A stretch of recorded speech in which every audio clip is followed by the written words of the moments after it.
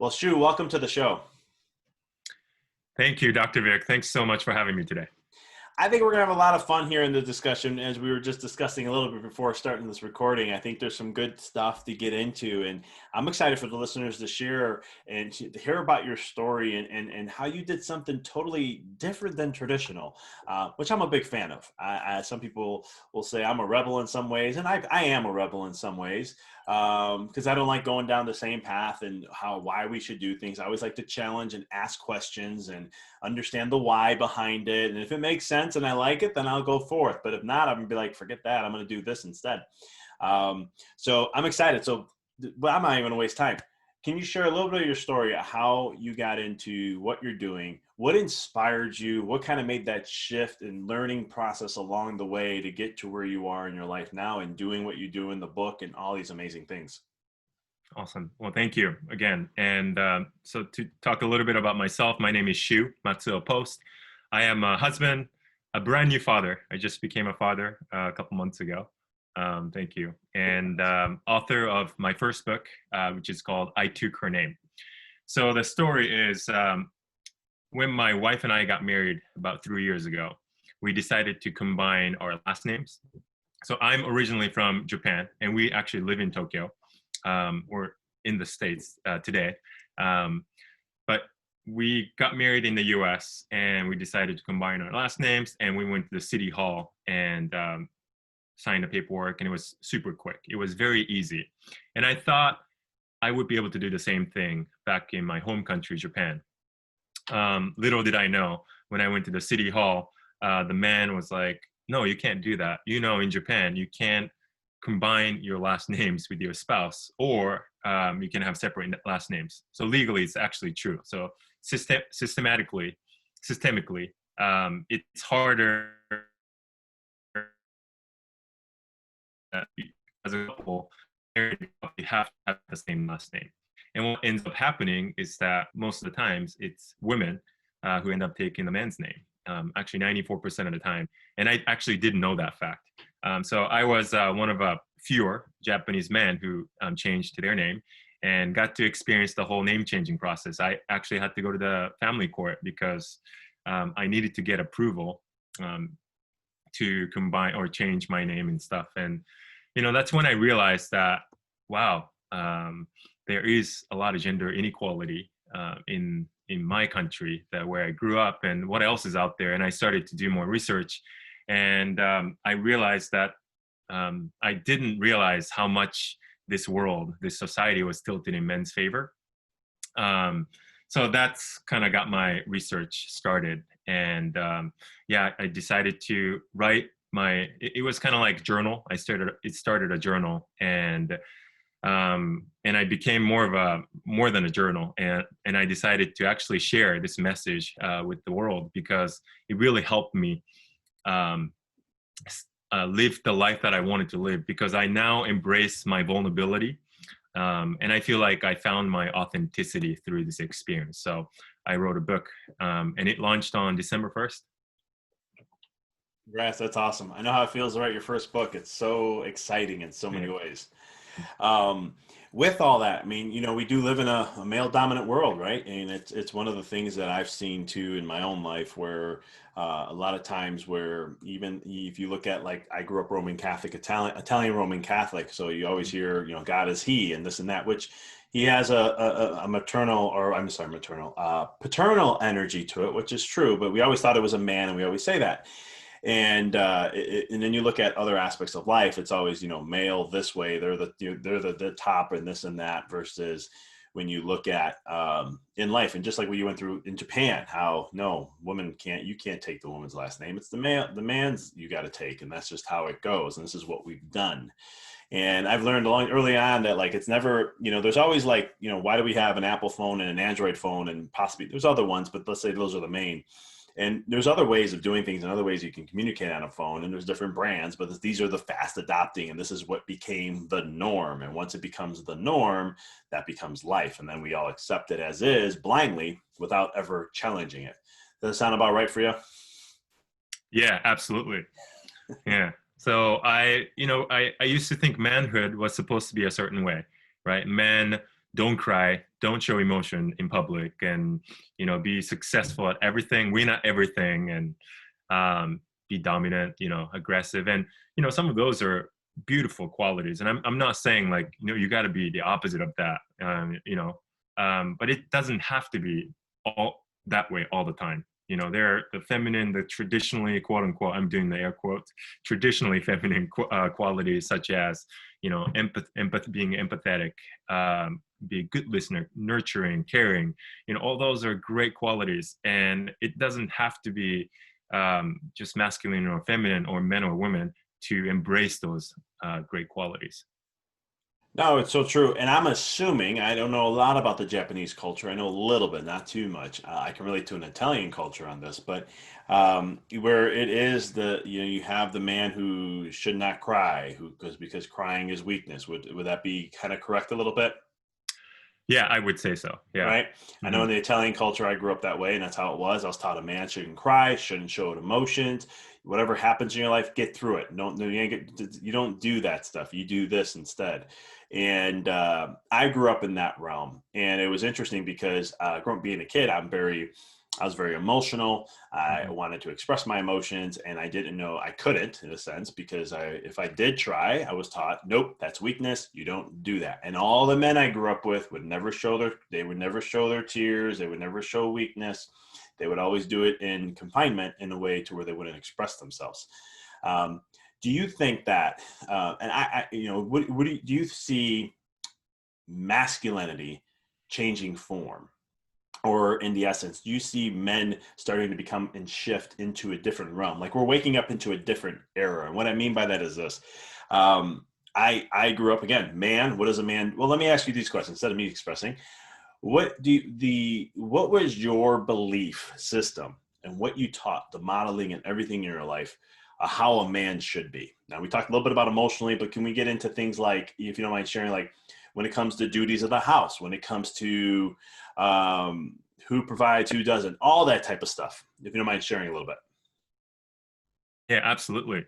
Um, that like there's like the man box that we're kind of trapped in, and in that man box, I talked about being stoic, being aggressive, having total control, getting through pain, and not seek help, all that kind of stuff, and talking about household work or just work in general. My parents are super open about everything, even though all they grew up in Japan and they've never left Japan, but they're very accepting to me living abroad, and marrying a foreign national. Um, and yet what I saw growing up was my dad was the sole breadwinner of our household.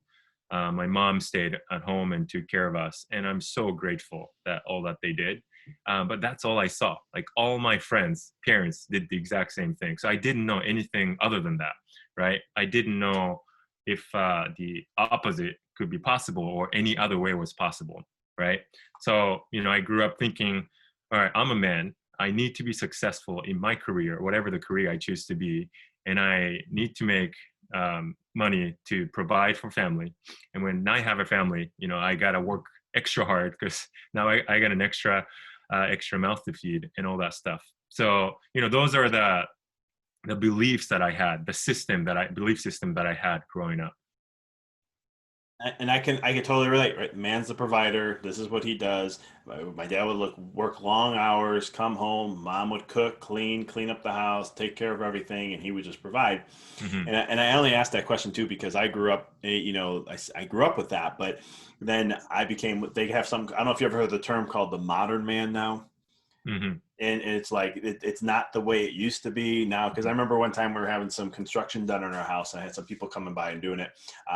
They were friends of my dad, and a long story short, they're raised in the old school ways, right? Men, this is what men do, this is what Hmm. women do, and that's the end of it, right? Hmm. And so all of a sudden I was making some food, and I'm like, all right, I gotta go clean up the dishes really quick, and they're like, do what? And I was like, I gotta go wash the dishes, and they're like, that's what your wife does. And I was like, hey, this is a different household, my friend. And it's not because of my wife being a certain way. It's Yeah. it's from shifting from, no, I'm man, I do this, Yeah. traditional thinking, to more of how are we as a team? Hmm. How do we work as a team, right? I And love that. and if you ever played sports, you know that each is there a sport that you like that you grew up with at all or anything like that? I played baseball growing up. Awesome. What Yeah. position? I had all kinds. Pitcher, third baseman, shortstop. Yeah. Awesome. I love it. I was an outfielder, played baseball for 25 years. I did pitching for a little bit too, but Mm. big fan of the sport. But as you know, though, right, it's not the one player. It's everyone comes. And when you know that, let's say, right, if I strike out, the next guy comes up, don't worry, I'm going to pick you up. Let's pick up Vic. Let's get big Mhm. Vic. We'll pick. We got you. Don't worry about it, right? And the team effort comes together, and that's what I love about sports because it taught me a lot about life.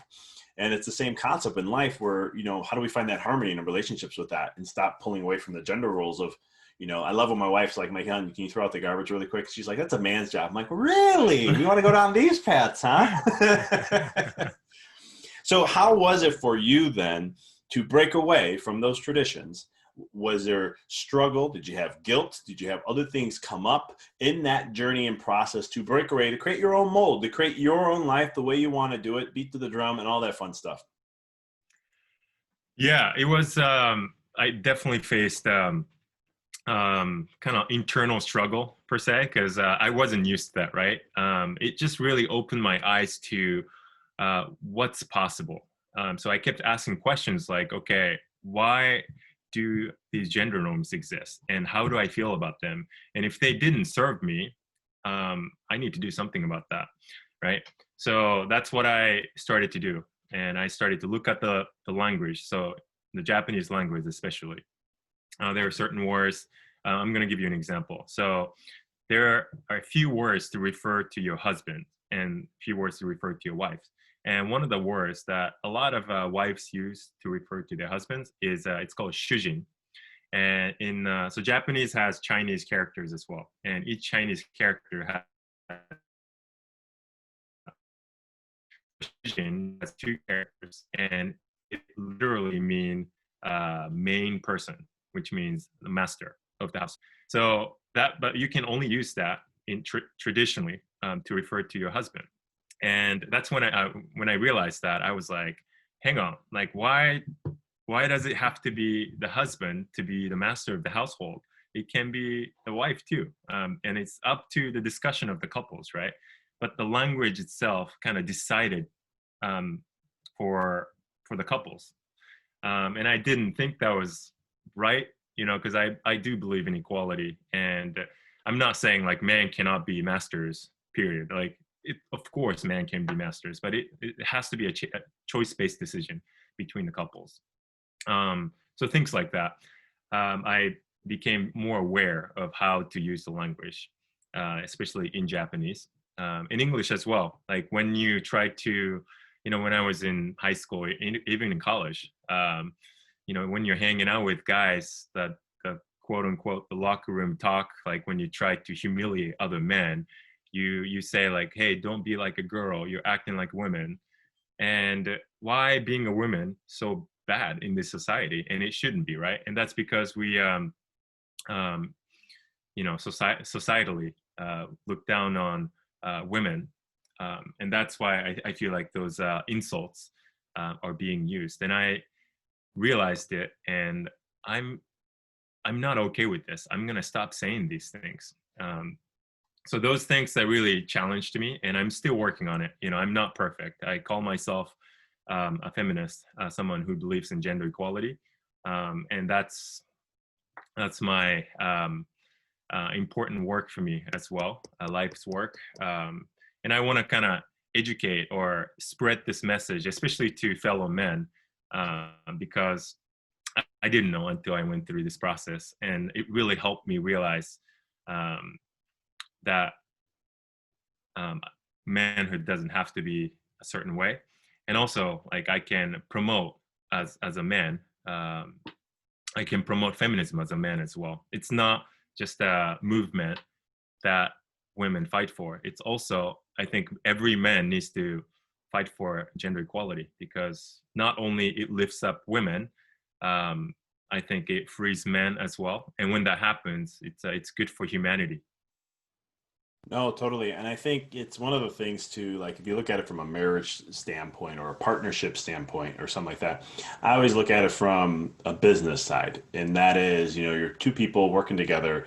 There are things that I may do better that she may not, but but there's things that she does really well that I'm not great at.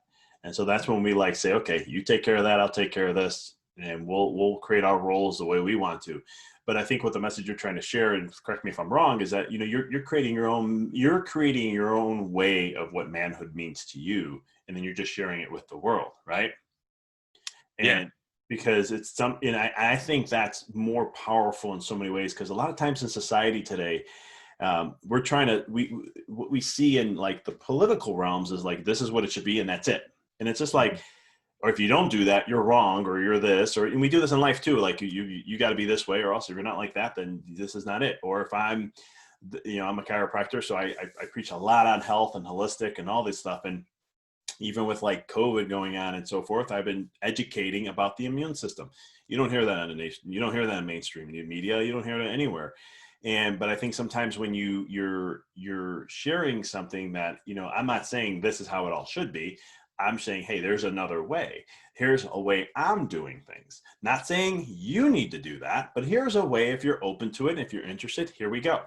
Compared to, again, what we see in society is vastly different. And I think that's, I appreciate that because it's more of you saying, well, this is how I want to experience it. And this is what I'm learning. And this is what I see. And I'm going to be someone that's different, right? Model instead of speak. And you're going to do it in that way, which I'm encouraging, appreciating the work that you're doing with that.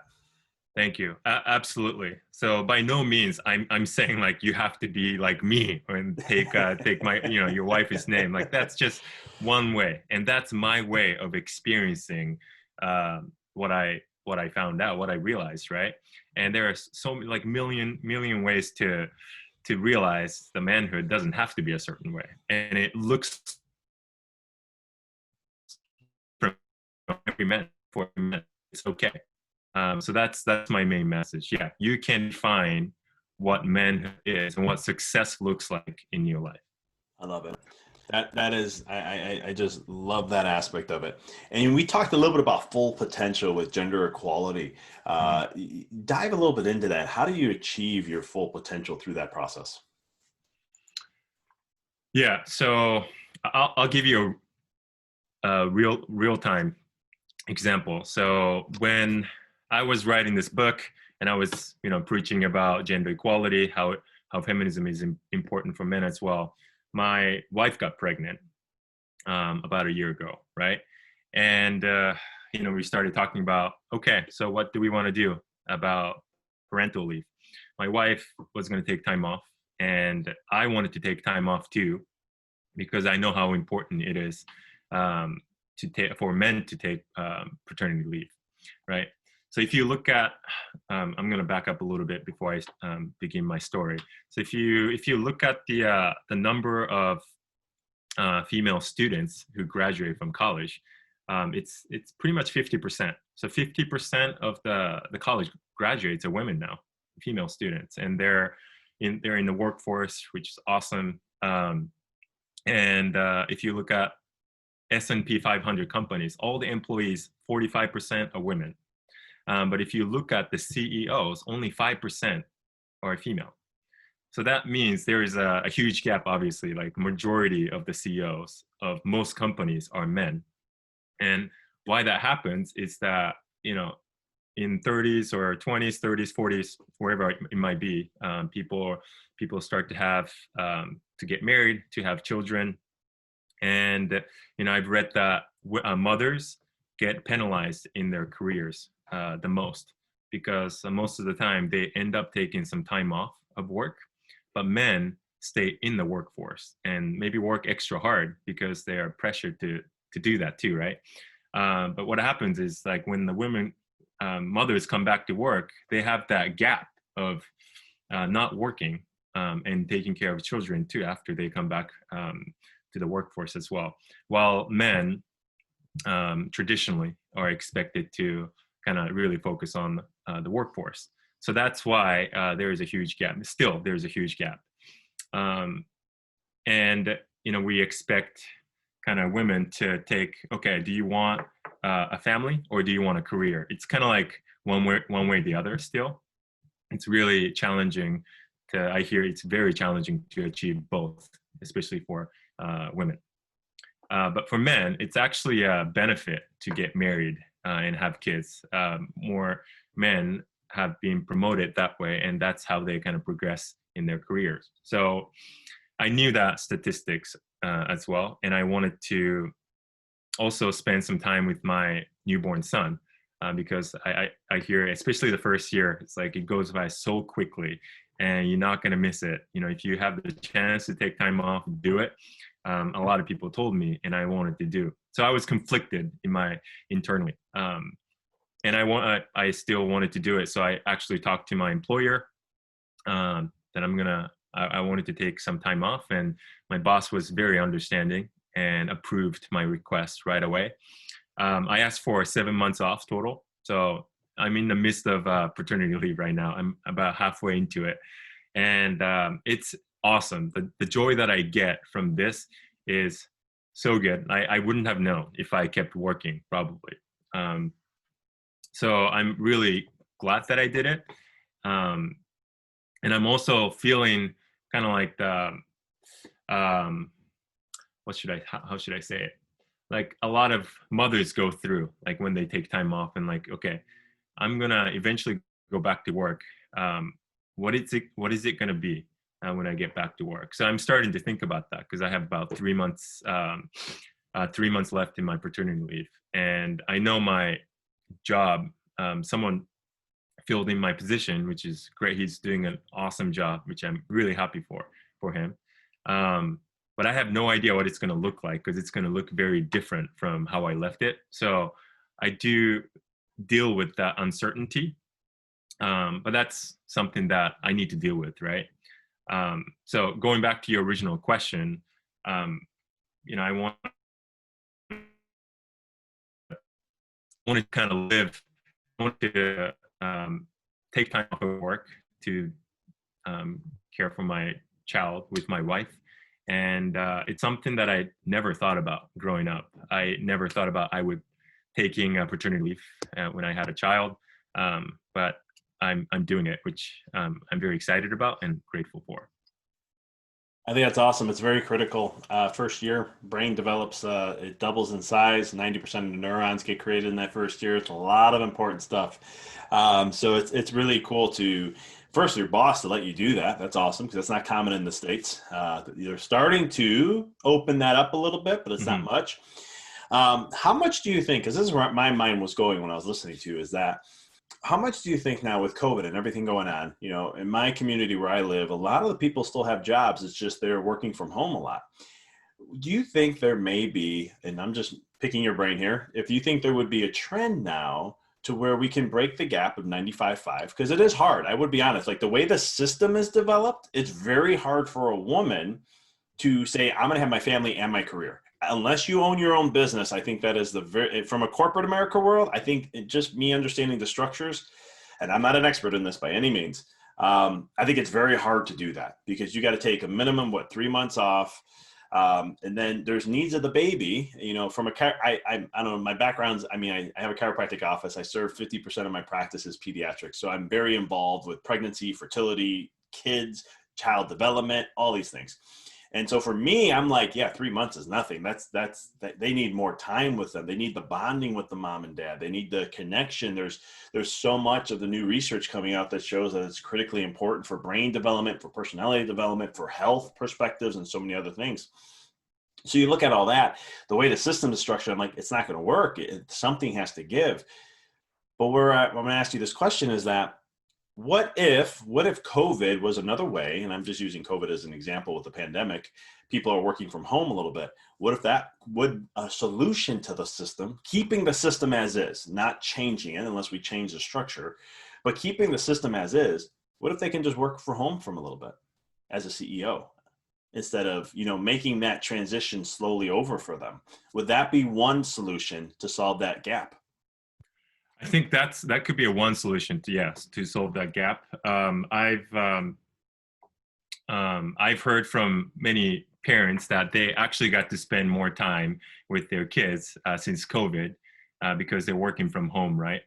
And at the same time, I think working from home, especially so in Japan, our apartments, we have a 2 bedroom, but it's much smaller than a typical household, like a house looks like here because of the density and all that too, right?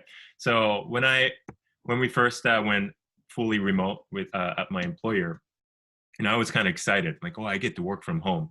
But you're staring at your screen 20 like all the time, and then there isn't much of a boundary between your personal time and the work life. So I can only imagine how hard it can be to deal with a child at the same time.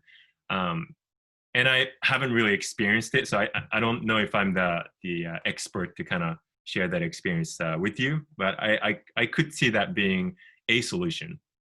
And I think the bigger issue is the system that we have set up. So I left out an important statistic or important law that Japan has. So Japan, despite the gender index gap ranking of 121st out of 153 countries in the world, Japan has a very generous parental leave for both mothers and fathers. So both mothers and fathers can take up to a full year of paid leave, up to a certain amount. So you're entitled for up to a year, which is awesome. And naturally, most women end up taking it, about 85%, I believe. But only 7% of fathers took it last year in 2019, even though over 80% of men say they want to take it. So that, the gap is the culture, right? The pressure from work, what do other people think about me? And if my wife takes time off, like who's going to work? Yes, the government's going to pay, but it's not usually the same amount as what you get paid from your employer. So what ends up happening is without any paternity leave. So I did some research on how the Scandinavian countries are doing it, because those countries have the best gender gap index scores. And I actually have some friends in Norway, and they just had a baby, and they are, and other friends in Scandinavia as well. And, I hear both fathers and mothers, it's very, it's expected for both mothers and fathers to take it. And because the system is set up that way, so that, there's not like a social pressure not to take it. And I think that's what we need to create. The first one is a system. I think paid parental leave, extended. I think, I don't know like how long is the best, but 3, 6, 12 months. And then you get compensated, because childcare is hard work. It's a lot of work, and we don't get paid for it, right? And 2, it's the culture piece. I think as a society, it's we need to normalize that childcare is both parents' responsibility, and it's something that that's important and also rewarding, right? Raising children for the future generation. So I think those 2 parts are very crucial. No, totally. And I think it's some Europe countries too. We said Norway, that's one of them, but I think a year, I think one of them is that they offer that, and they're starting to extend more for the male side too, because it is critical to that. As a doc in this world, I would say a year is very much needed from a breastfeeding perspective, if you're able to do that, and all the other neurodevelopmental things. I mean, they've looked at just the connection and nurturing from a mother and a father. A lot of people like to look at the nurturing side as just being a mother, but the father has a role too. That perspective alone, what it does to the brain and brain development is absolutely night and day of a difference. And so it's really critical. Yeah, I think that's too another way that you can look at it from that perspective, to be able to be like, all right, how can we make this happen? And unfortunately in America, we have more of a bottom line perspective. It's like, well, what's the minimum we can give? And that's it. And then that's the rest of it. But I think there's a shift happening with that. I'm not too involved in the corporate America world understanding, but I've been hearing through the grapevine here and there they are looking to open that up more. Now they do, I think, a dad can leave, I think, up to 8 weeks or something like that. Some companies will offer up to 12. Moms are now 12. Some of them I've heard up to 6 months now they're doing. So I think there's that one thing, there's aspects to it and how that can happen. And I think that if that gets better, I think that, then we'll start to see maybe that gap start to shrink a little bit. Mm-hmm. And so I much think so. more Yeah. with that. But yeah, I mean, other than that, I mean, it's how, when we look at gender, inequality, what are other things besides just a workforce CEO that type of stuff? What have you done or you've seen or you've been aware of that, you're becoming a pioneer and changing the ways or trying to educate and become more awareness with it? I think those are two big things. And yeah, I think it's like I said earlier, we've I think the society has a pretty good job of empowering girls and women to be more independent and be kind of like a lot of parents are kind of raising their daughters more like sons, but the other way isn't happening. We're not really raising our sons like daughters. It's kind of like looked down on, like, you know what I mean? So I think challenging that the gender norm as well, like it's important for our sons to learn how to be more empathetic, how to cope with emotions instead of just anger and anger and aggression, right? So I think that's something that I'm starting to see as well. So we just had a son, and we didn't know the sex of the baby until he was born. So that was a real surprise, and it was really fun. And he's very emotional. I think every baby is. He cries, and he knows he's really good at letting his parents know what he needs. And sometimes I'm like, oh my gosh, how much can you cry? Like, are you not tired? And he's just being himself, being authentic, right? And at one point, and I remember, because I was, we were boys, and growing up, like, hey, you're a boy, you boys don't cry. We start to hear that, and then that's when we start to emotions. And we get older, it's the same thing. Like, okay, real men don't cry. Just keep your emotions in check. And I'm not saying let your emotions control you. Like, that's a different story. That's not good. But it's important to feel your emotions. Like, there was a period in my life, I'm still struggling with this. I suppressed my emotions so much that I didn't feel any feelings for a long time, because I associated my emotions with pain, right? And it's like, what's the point of life? Like, if you can't feel even positive emotions. So that's something I'm working on still. And then sharing my struggles with people that are close to me. And I realized that seeking help, sharing my struggles, is a great way to actually connect with others, show my real self. So I think that's also an inequality in society, that, hey, just because it's this person is a man, it's very binary, right? Like, you're a man, you have to stay on this side of the spectrum, the gender, and it doesn't have to be. Not everyone is going to explore the entire spectrum or whatever, but it's okay to explore, based on just do whatever you want, and whatever works, go just be that person. So that's what I'm seeing also.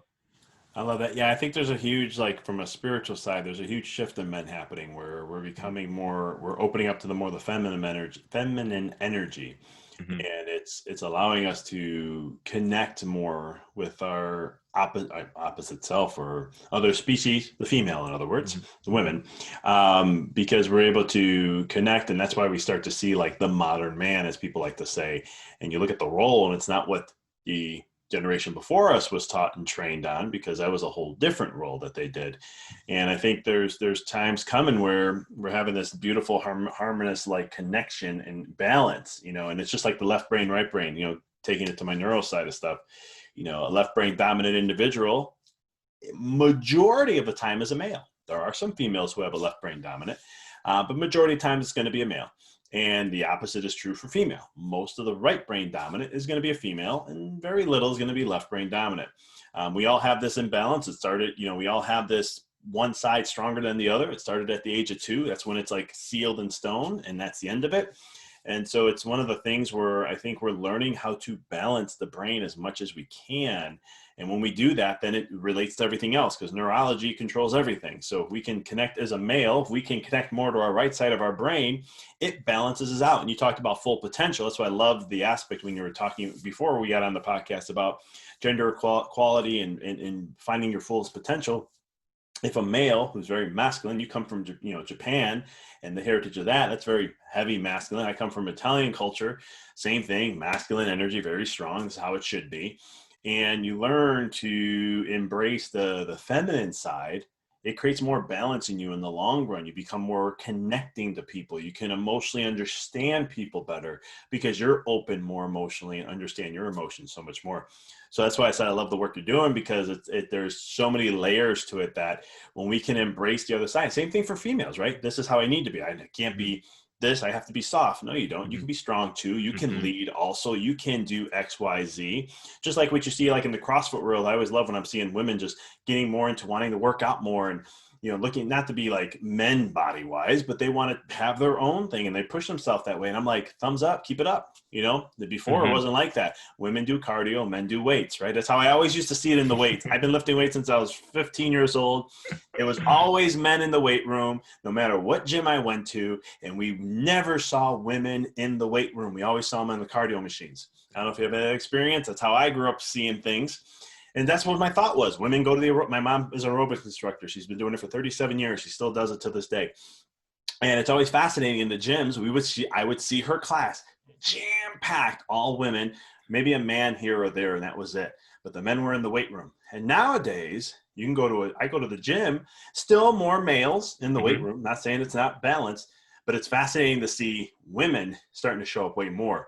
And I'm just like, all right, cool. This is getting them more, because they need to open up to a masculine side, because I think it's both sides that we have to do this, genders that is, so that we can find that full potential to really transform the world in the way it needs to be. Shu, loved having you on with the message and with everything here. How can people connect with you? How can they get your book? How can they follow you and see all that you're up to?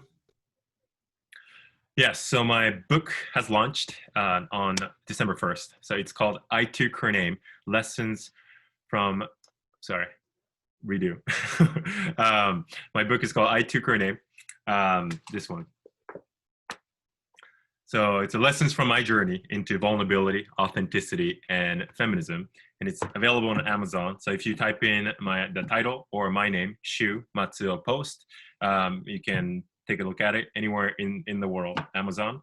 And also you can check out my personal brand's website, which is shumatsuopost.com. And I have a book website, itookHerName.com. And I'm pretty active on my Instagram handle, which is at Shu Matsuo Post.